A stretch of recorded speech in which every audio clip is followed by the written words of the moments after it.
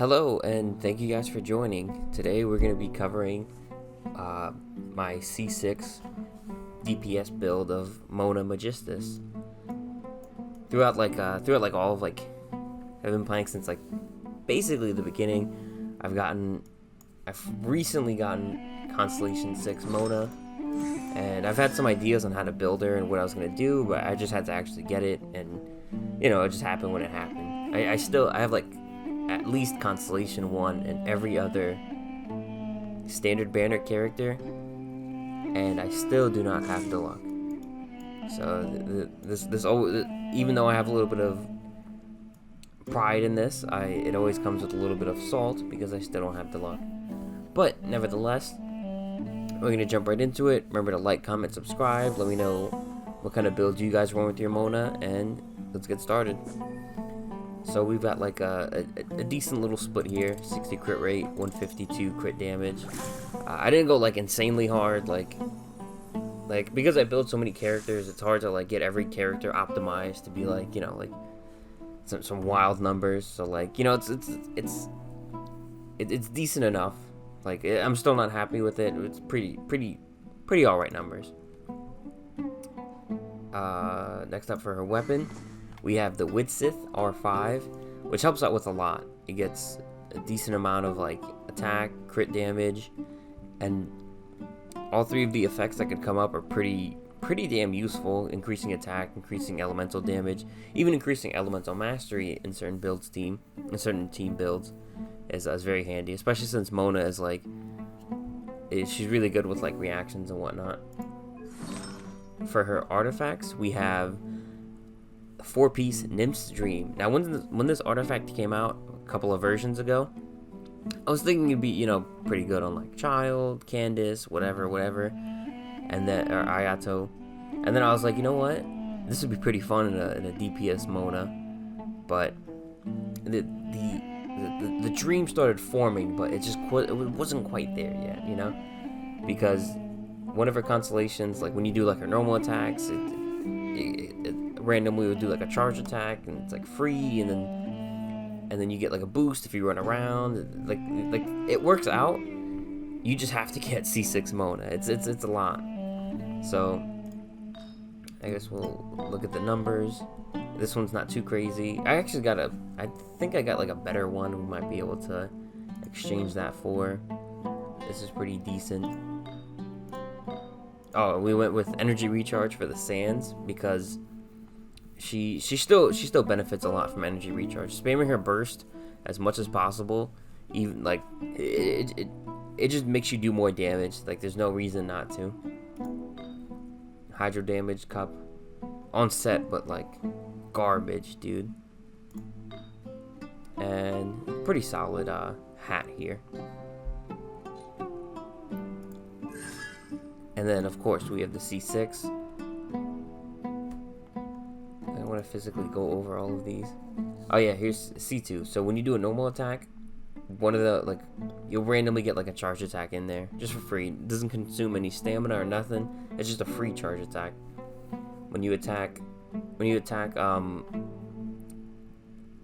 enemy after you use your burst and they have an omen on them, the crit rate's increased, which helps out with Constellation 1 as well, because reactions do more when they have an omen. Her mirror does more. Oh yeah. When you run around for a couple of seconds, for 3 seconds, or if when you run around for 3 seconds, she gets 180% damage bonus. So that on top of spamming normal attacks and getting charge attacks, there's so much going on. You have the omens up, crit rate. She can do some fat numbers. Let's say that much. For her talents, I have 8, and 9. It's just expensive out here, to get these going. And I've built every Sumeru character and saving up for Fontaine characters, so it's a bit of a commitment to get a lot of characters leveled up. And I guess we'll go over. So her normal attack, I don't really need to go over that.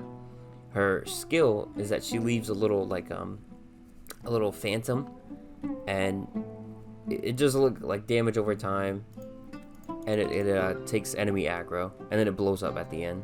Nothing too crazy. You can tap it and she'll just throw it down, or you can hold it and she'll like back up and throw it down, like throw like the little thing down, and she'll like swim backwards or whatever. Her burst is like insane. I don't even know where to begin with this thing. This thing is more complex than rocket science.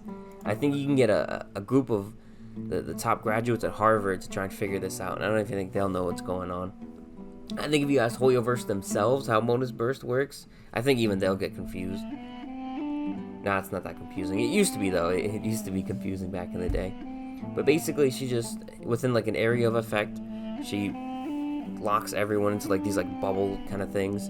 And weaker enemies will get like stunned by it. They'll just be drowning in midair in a bubble, which is a pretty sick fate when you think about it. That sounds horrifying. I can't imagine drowning on land. That's like suffocating underwater. Like, it just doesn't sound like fun. And in these bubbles, when they get hit, when they get popped, they do like a bunch of damage, and they take extra damage from like, yeah, the little damage bonus to take extra damage. And these are the stats on it. It lasts for a couple of seconds. It does a lot of damage. You get a huge damage bonus, and the cooldown's not even like insanely long. So next up, for those of you that are very perspicacious, you'll notice that she has an extra talent compared to other characters. That is because when she does a run, she actually swims on land, which is faster than a normal run. But when she goes up and down, it actually splashes the water and applies wet onto enemies. And this is what it was talking about, the illusory torrent, when it said for a couple of seconds running in illusory torrent increases her charge attack stuff. Next up, come and get me, Hag. After she has used illusory torrent for 2 seconds, if there are any opponents nearby, Mona will automatically create a phantom. So this is very similar to her.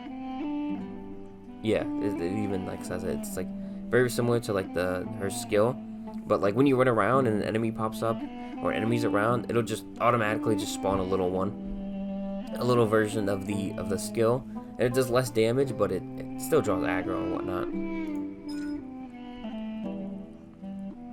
You get increased hydro damage bonus with her energy recharge, and when she crafts a weapon, you get some back.